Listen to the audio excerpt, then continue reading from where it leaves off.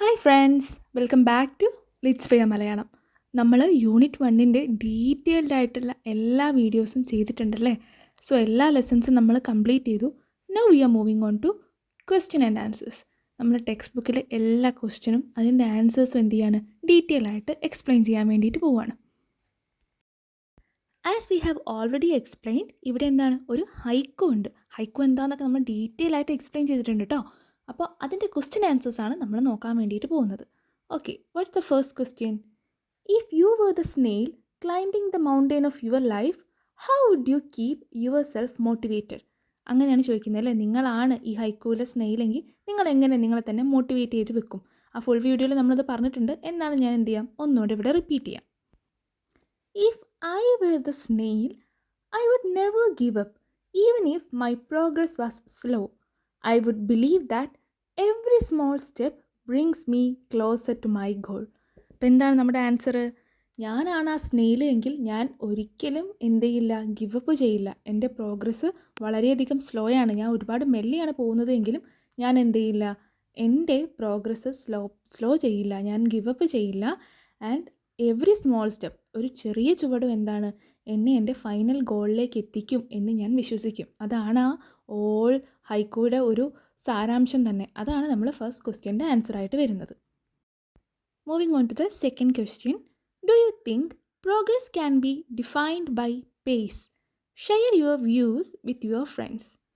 Okay, നമ്മൾ first question detail ആയിട്ട് നമ്മുടെ വീഡിയോസിൽ, ആദ്യത്തെ വീഡിയോസിൽ ചെയ്തിട്ടുണ്ട്. ഞാൻ ഒന്നും കൂടെ ചെറുതായിട്ടൊന്നും ഇവിടെ എക്സ്പ്ലെയിൻ ചെയ്തതേ ഉള്ളൂ. സെക്കൻഡ് ക്വസ്റ്റ്യൻ നമുക്ക് എങ്ങനെ ആൻസർ ചെയ്യാം എന്നാണ് നോക്കാൻ പോകുന്നത്. By this time you can take your pen and take your note and note down the answer. I am not saying that you have to write the exact answer. നിങ്ങൾക്കിത് മനസ്സിലാക്കിയിട്ട് നിങ്ങളുടെ രീതിയിൽ മോഡിഫൈ ചെയ്തിട്ട് answers എഴുതാം. I think progress is achieving our goals through continuous effort and learning. It is not measured by how fast we move, but how consistently we move forward. ഇതാണ് ഇതിൻ്റെ ഒരു answer. എങ്ങനെയാണ് നമ്മൾ എഴുതേണ്ടത്? നിങ്ങൾക്ക് തോന്നുന്നുണ്ടോ പ്രോഗ്രസ് എന്ന് പറയുന്നത് pace? What you mean by pace എന്ന് വെച്ചാൽ നമ്മുടെ സ്പീഡിന് പ്രോഗ്രസ് എന്ന് പറയുന്നതിന് ഇൻഫ്ലുവൻസ് ഉണ്ടോ? എന്താണ് നിങ്ങളുടെ അഭിപ്രായം? അപ്പം നമ്മുടെ ഇതിന് ഏറ്റവും വലിയ ഉദാഹരണമാണ് നമ്മുടെ ആമയുടെയും മുയലിൻ്റെയും കഥ അല്ലേ. ആ മുയൽ എന്ത് ചെയ്യാണ്, വളരെ സ്പീഡിലൊക്കെ പോയി, പേസ് വളരെ കൂടുതലായിരുന്നു, but he is not consistent. അതുകൊണ്ട് എന്ത് ചെയ്യാണ്, അവസാനം ആമ ജയിക്കുകയാണ് അല്ലേ. അതേപോലെയാണ് നമ്മൾ ആൻസർ എഴുതുന്നത്. നമ്മൾ എന്ത് പറഞ്ഞിട്ട് വേണം എഴുതാൻ? പേസ് അല്ല ഇമ്പോർട്ടൻറ്റ്, കൺസിസ്റ്റൻസിയാണ് ഇമ്പോർട്ടൻറ്റ്. തുടർച്ചയായി പരിശ്രമിക്കുക എന്നുള്ളതാണ് ഇമ്പോർട്ടൻറ്റ് എന്ന രീതിയിൽ വേണം നിങ്ങൾ ആൻസർ എഴുതാൻ. We are moving on to the third question. The haiku doesn't tell us whether the snail reaches the peak. Which is more important, the journey or the destination? വളരെ നല്ല ക്രിയേറ്റീവ് ആയിട്ടുള്ള ഒരു question ആണല്ലേ. നമ്മുടെ ഈ ഹൈക്കു 3 ലൈൻസേ ഉള്ളൂ. ആ സ്നെയിൽ എന്ത് ചെയ്യാണ്, ആ മൗണ്ടെയിൻ്റെ പീക്കിലെത്തിയോ അതിൻ്റെ ഡെസ്റ്റിനേഷനിലെത്തിയോ എന്ന് നമുക്കറിയില്ല. സോ നിങ്ങൾ എന്താണ് വിചാരിക്കുന്നത്? ആ ഡെസ്റ്റിനേഷനിൽ എത്തുക എന്നുള്ളതാണോ അതോ ആ ജേണി, ആ പോകുന്ന ജേണിയാണോ?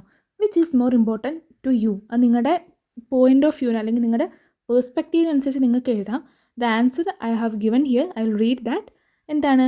The journey is more important than the destination because it teaches us valuable lessons such as patience, courage, perseverance and self confidence അല്ലേ.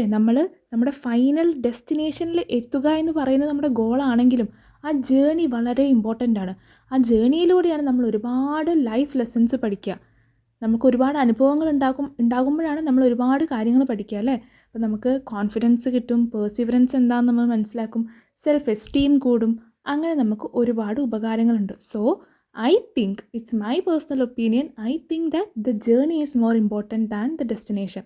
You can modify the answers according to your vision and your point of view. Next question is very interesting. എന്താണ്? attempt a haiku. നിങ്ങളോടൊരു ഹൈക്കു എഴുതാനാണ് പറയുന്നത്.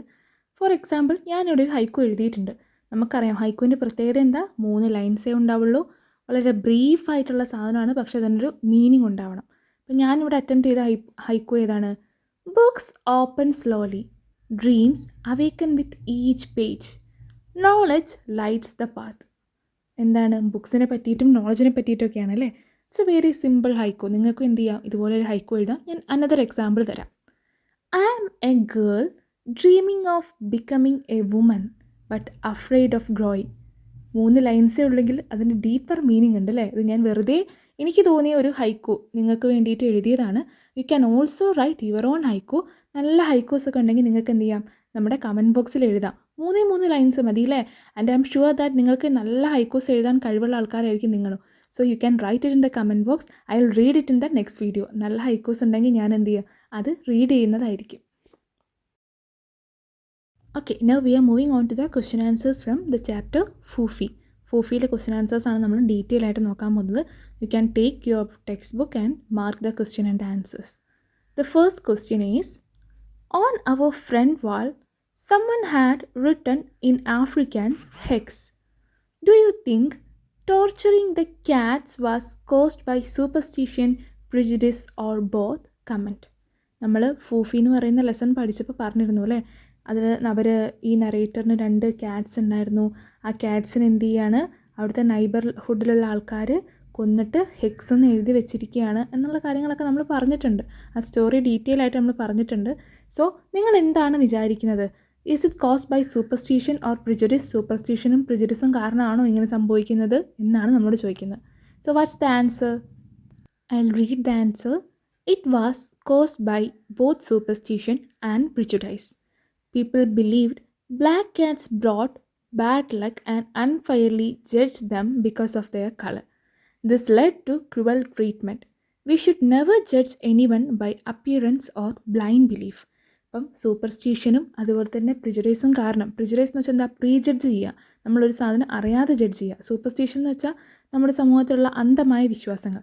ഇത് രണ്ടും കാരണമാണ് നമ്മുടെ നൈബർഹുഡിലെ ഈ ഫൂഫി എന്ന് പറയുന്ന കഥയിലുള്ള നൈബർഹുഡിലെ ആൾക്കാർ അങ്ങനെ ചെയ്തത്. ആൻഡ് അതിൻ്റെ ഒരു ലെസൺ എന്താണ്, നമ്മൾ ഒരിക്കലും ഒരാളുടെ അപ്പിയറൻസ് വെച്ചിട്ട് ഒരാളെ ജഡ്ജ് ചെയ്യരുത്. Black cats are never considered to be unlucky.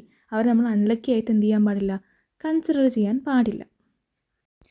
They were 2 sisters who loved and hated each other. Have you seen such behavior among humans?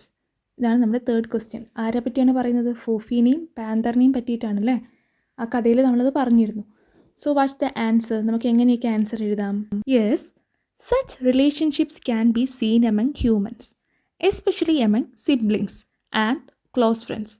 They may argue, compete or become angry with each other, but deep inside they still care for one another. Their disagreements are temporary, while their affection remains strong. This shows that love and conflict can exist together in close relationships. അതെ, എന്താണ് answer? അങ്ങനത്തെ relationships ഹ്യൂമൻസിൻ്റെ ഇടയിലും ഉണ്ട്. നമുക്ക് നമ്മുടെ siblings, നമ്മുടെ സഹോദരങ്ങൾ ആയിട്ടും ക്ലോസ് ഫ്രണ്ട്സ് ആയിട്ടും നമുക്ക് ഇങ്ങനത്തെ റിലേഷൻഷിപ്പ് കാണാൻ പറ്റും. നമ്മൾ തമ്മിൽ ഡിസഗ്രിമെൻറ്റ്സ് ഉണ്ടാവും, ചിലപ്പോൾ വഴക്കുകളുണ്ടാവും. പക്ഷെ at the end of the day നമ്മളെപ്പോഴും അവരെ കൂടെ തന്നെ ഉണ്ടാവും അല്ലേ. നമുക്കൊരിക്കലും അവരോട് നമ്മൾ ഫൈറ്റ് ചെയ്തെന്ന് വെച്ചാൽ അവരെ വെറുക്കാൻ പറ്റുമോ? ഇല്ല. അതൊക്കെ എന്താണ്, ടെമ്പററി ആണ് എന്നാണ് ഇവിടെ പറയുന്നത്. നെക്സ്റ്റ് എന്താണ്, ഒരു പോസ്റ്റർ ഉണ്ടാക്കാനാണ്. 2 ബ്ലാക്ക് കാറ്റ്സിനെ അഡോപ്ഷന് വേണ്ടിയിട്ടുള്ളൊരു പോസ്റ്റർ തയ്യാറാക്കാനാണ്. നിങ്ങളുടെ ടെക്സ്റ്റിൽ തന്നെ അതിൻ്റെ ഒരു ടെംപ്ലേറ്റ് ഒക്കെ കൊടുത്തിട്ടുണ്ട്. നിങ്ങൾക്ക് അവിടെ എഴുതാം. അത് വളരെ ചെറിയൊരു സ്പേസ് ആണ്. അല്ലെങ്കിൽ നിങ്ങൾക്ക് എന്ത് ചെയ്യാം, നോട്ടിലേക്ക് ഇത് മാറ്റി എഴുതാം. And it is important. നിങ്ങൾക്ക് എക്സാംസിനൊക്കെ ഇങ്ങനത്തെ ക്വസ്റ്റ്യൻസ് ചോദിക്കാൻ വളരെയധികം ചാൻസ് ഉണ്ട്. സോ നിങ്ങൾക്ക് കുറച്ചുകൂടി ശ്രദ്ധയൊക്കെ കൊടുത്ത് ഇത് നോട്ടിലേക്ക് എഴുതാം. നൗ ഞാനിപ്പോൾ ഇത് എന്താണ് എഡിറ്റ് ചെയ്ത് ചെയ്യുന്നത് കൊണ്ട് ഞാൻ കുറേ പിക്ചേഴ്സൊക്കെ ആഡ് ചെയ്തിട്ട് നല്ല ബ്യൂട്ടിഫുൾ ആയിട്ട് ചെയ്തിട്ടുണ്ട്. But when we are writing it, നമ്മൾ നോട്ടിലൊക്കെ എഴുതുമ്പോൾ നമുക്ക് ഇത്രയും എന്താ പറയുക കളർഫുള്ളായിട്ട് ചെയ്യാൻ പറ്റിയില്ലെങ്കിലും the thing you have to remember is whenever you are writing a poster, a diary or a notice or something like that, you have to draw a layout. മസ്റ്റായിട്ട് നിങ്ങൾ ലേ ഔട്ട് വരച്ചിരിക്കണം.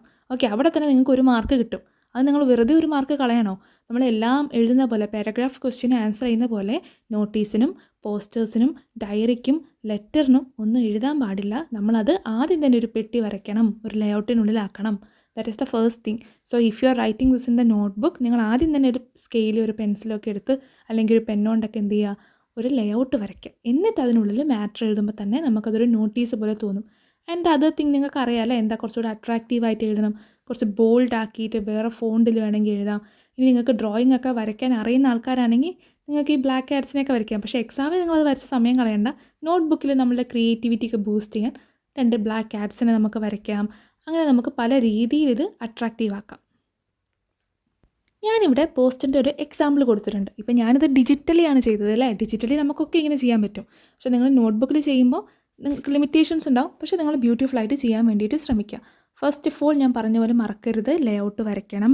പിന്നെ നമ്മൾ എന്ത് ചെയ്യണം, ഒരു title, ഒരു heading കൊടുക്കണം. ഇവിടുത്തെ ടൈറ്റിൽ എന്താണ്? Loving homes needed. സ്നേഹമുള്ള നല്ല വീടുകൾ ആവശ്യമുണ്ട്. ആർക്കാണ്? ഈ 2 പൂച്ചക്കുട്ടികൾക്ക്. എന്നിട്ട് adopt, love, save a life. അവിടെ തന്നെ നമുക്ക് മനസ്സിലാവും, okay, it is regarding some adoption. ഇതൊരു അഡോപ്ഷന് വേണ്ടിയിട്ടാണ്.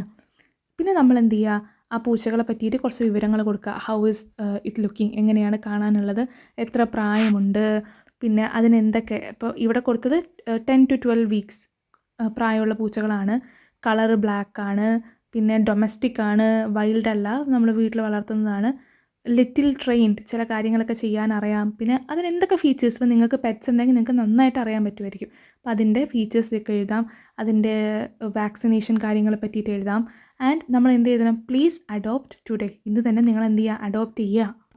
പിന്നെ എന്തൊക്കെയാണ് നിങ്ങൾ ശ്രദ്ധിക്കേണ്ട കാര്യം എന്ന് വെച്ചാൽ, നിങ്ങൾ നിങ്ങളുടെ കോൺടാക്റ്റ് അഡ്രസ്സ് എവിടെയെങ്കിലുമൊക്കെ വിളിച്ചാലല്ലേ ഇതിന് കിട്ടുള്ളൂ. പോസ്റ്റർ കണ്ടിട്ട് നമുക്ക് കോൺടാക്ട് ചെയ്യാനുള്ള ഒരു അഡ്രസ്സ്, ഫോൺ നമ്പർ കൊടുക്കാം. I have given here XXX, you can give any number if you want. And പിന്നെ എന്ത് ചെയ്യുക, എന്തെങ്കിലും ചെറിയ ഒരു വട്ടത്തിനുള്ളിലൊക്കെ ആയിട്ട് ദേ നീഡ് എസ് അല്ലെങ്കിൽ വി നീഡ് ദം എന്നൊക്കെ പറഞ്ഞിട്ട് എഴുതി അട്രാക്റ്റീവായിട്ട് കൊടുക്കാം. ഇത്രയും ഇൻഫർമേഷൻസ് കൊടുക്കണമെന്നില്ല, ഞാൻ നിങ്ങൾക്ക് എഴുതാൻ വേണ്ടിയിട്ട് കുറേ ഇൻഫർമേഷൻസ് തന്നതാണ്. നിങ്ങൾക്കിതൊന്ന് നിങ്ങൾക്ക് ഇഷ്ടപ്പെട്ടത് സോർട്ട് ഔട്ട് ചെയ്തിട്ട് ഒരു 5-6 ഇൻഫർമേഷൻസ് ഒക്കെ കൊടുത്ത് ഭംഗിയാക്കി, ഒരുപാട് കുത്തി നിറച്ച സെൻറ്റൻസുകളിൽ എഴുതുന്നതിനേക്കാളും ഭംഗിയായിരിക്കും ഇങ്ങനെ എഴുതിയാൽ. ഓക്കെ, ഇങ്ങനെ എഴുതുമ്പോൾ കുറച്ചുകൂടെ അട്രാക്റ്റീവായിട്ട് തോന്നും. അങ്ങനെ വേണം ആൻസർ ചെയ്യാൻ വേണ്ടിയിട്ട്. So now we are moving on to the end question answers. Final question ആൻസേഴ്സിലേക്ക് മൂവ് ചെയ്യാണ്.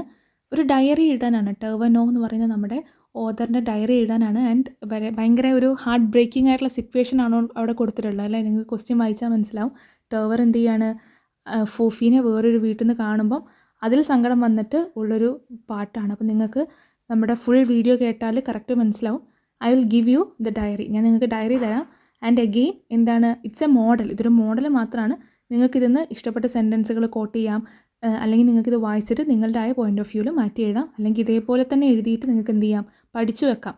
ആൻഡ് നിങ്ങൾക്ക് ഒറ്റയ്ക്ക് ബൈ ഹാർട്ടായിട്ട് എഴുതാൻ ബുദ്ധിമുട്ടുള്ളവരാണെങ്കിൽ നിങ്ങൾക്ക് ഇങ്ങനെ എഴുതി വെച്ചാലും നിങ്ങൾക്ക് നല്ല മാർക്ക് കിട്ടുന്നതായിരിക്കും. ഓക്കെ, ഡയറി എഴുതുമ്പോൾ നമ്മൾ ശ്രദ്ധിക്കേണ്ട കാര്യം എന്താണ്, ലേ ഔട്ട് കൊടുക്കണം, ഒരു മാർജിൻ കൊടുക്കണം. ആൻഡ് നമ്മൾ ഡേറ്റ് കമ്പൽസറി ആയിട്ട് എഴുതണം. ഓക്കെ, ഇവിടെ ഞാൻ എന്താണ് വെറുതെ ഒരു ഡേറ്റ് കൊടുത്താണ്. For example 24 July 2026. അതിൻ്റെ താഴെ നിങ്ങൾക്ക് എന്ത് എഴുതാം, വെനസ്ഡേ അല്ലെങ്കിൽ ട്യൂസ്ഡേ, സൺഡേ, ഒരു ഡേ എഴുതാം. അങ്ങനെ എഴുതിയാൽ കുറച്ചുകൂടെ നല്ലതായിരിക്കും. And you can write the diary, dear diary എന്ന് പറഞ്ഞ് തുടങ്ങണം നിർബന്ധമില്ല. അങ്ങനെ എഴുതിയാലും അങ്ങനെ എഴുതിയില്ലെങ്കിലും ഇറ്റ്സ് ഫൈൻ. ഇപ്പോഴത്തെ ഒരു ട്രെൻഡ് വെച്ചിട്ട് എല്ലാവരും ഡിയർ ഡയറി എന്നൊക്കെ പറഞ്ഞ് ഡയറി എഴുതാറുണ്ട് അല്ലേ. പണ്ടൊക്കെ നമ്മൾ ലെറ്ററിൽ മാത്രമേ സല്യൂട്ടേഷൻ വെച്ച് തുടങ്ങാറുള്ളൂ. പക്ഷേ ഇപ്പം നമ്മൾ എന്താണ്, ഡയറിയിൽ അങ്ങനെ എഴുതാം. If you want to avoid that you can avoid. അല്ലെങ്കിൽ നിങ്ങൾക്ക് അങ്ങനെ എഴുതണമെന്നുണ്ടെങ്കിൽ എഴുതി തുടങ്ങാം. Today was one of the saddest day of my life. I went to a boy's house to bring back Fufi. I thought she would be so happy to see me and would run towards me like she always did. But when I called her, she just stood there with him. She looked at me for a moment but didn't come. My heart broken. I felt so. Today was one of the saddest days of my life. I went to a boy's house to bring back Fufi. I thought she would be so happy to see me and would run towards me like she always did. But when I called her, she just stood there with him. She looked at me for a moment, but didn't come. My heart broke. I felt so helpless and empty. I came back home with tears in my eyes. Later, I realized that Fufi had done nothing wrong. She was comfortable there and loved him too. Love cannot be controlled or owned. This experience taught me an important lesson. We should never try to possess those we love. True love means giving others the freedom to be happy. എന്നിട്ട് നിങ്ങൾക്ക് എന്ത് ചെയ്യാം, ടെർവർ എന്ന് എഴുതാം. അപ്പോൾ നിങ്ങൾ ശ്രദ്ധിക്കണം, ടെർവറിൻ്റെ diary എഴുതാൻ പറയുകയാണെങ്കിൽ നിങ്ങളുടെ പേരും ഒന്നും എഴുതി വെക്കരുത് കേട്ടോ. പിന്നെ എപ്പോഴും ടെർവർ എന്ന് എഴുതരുത്, ഐ എന്ന് പറഞ്ഞിട്ട് വേണം എഴുതാൻ. ഫസ്റ്റ് പേഴ്സൺ പോയിൻ്റ് ഓഫ് വ്യൂവിലല്ലേ നമ്മൾ എഴുതുന്നത് പോലെയാണ് ഡയറി എഴുതേണ്ടത്. സോ നമ്മളാണ് ടെർവർ എന്ന് വിചാരിച്ച് വേണം നമ്മൾ എഴുതാൻ. നിങ്ങൾക്കറിയാമല്ലോ അല്ലേ, നിങ്ങൾക്ക് എന്ത് ചെയ്യാം, വീഡിയോ പോസ് ചെയ്തിട്ട് ഈ diary എഴുതിയെടുക്കാവുന്നതാണ്. Now we are moving on to the last question, which is the second question that is given here. You do not own the thing you love. So you can read the question and answer. I have given the answer here. Terver's statement means that true love is based on freedom, not possession. We cannot force someone or something to belong to us forever. Love grows through trust, respect, and understanding. I remember lending my favorite book to a friend. At first, I was worried that it might get damaged or not to be returned. However, my friend took good care of it and returned it with gratitude.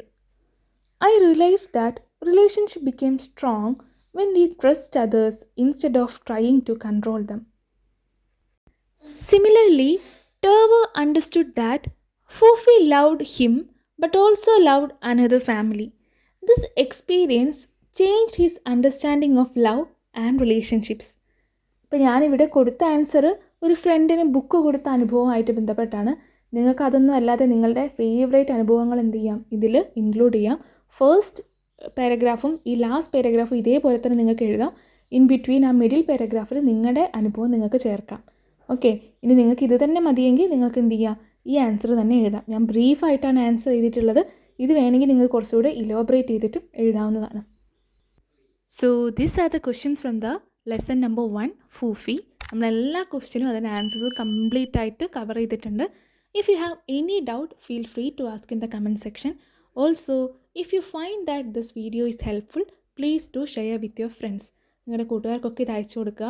നിങ്ങൾക്ക് എന്തെങ്കിലും ഡൗട്ടോ കാര്യങ്ങളുണ്ടെങ്കിൽ എന്നോട് ചോദിക്കുക. അതോടൊപ്പം തന്നെ എല്ലാവരും ഒന്ന് subscribe ചെയ്യുക. നമുക്കെന്താണ്, ഒരുപാട് വീഡിയോസ് ഇനിയും വരുന്നുണ്ട്. യൂണിറ്റ് 2ഉം യൂണിറ്റ് 3ഉം ഒക്കെ ഉടനെ തന്നെ ചെയ്യുന്നതായിരിക്കും. അതേപോലെ ഇനിയുള്ള ക്വസ്റ്റ്യൻ ആൻസേഴ്സ് ഒക്കെ ഡീറ്റെയിൽ ആയിട്ട് ചെയ്യുന്നതായിരിക്കും. എക്സാം സ്പെഷ്യൽ വീഡിയോസും അപ്ലോഡ് ചെയ്യുന്നതായിരിക്കും. So if you find that this is helpful, please do subscribe and like. Thank you all. Thank you so much for watching. Stay tuned for the next videos.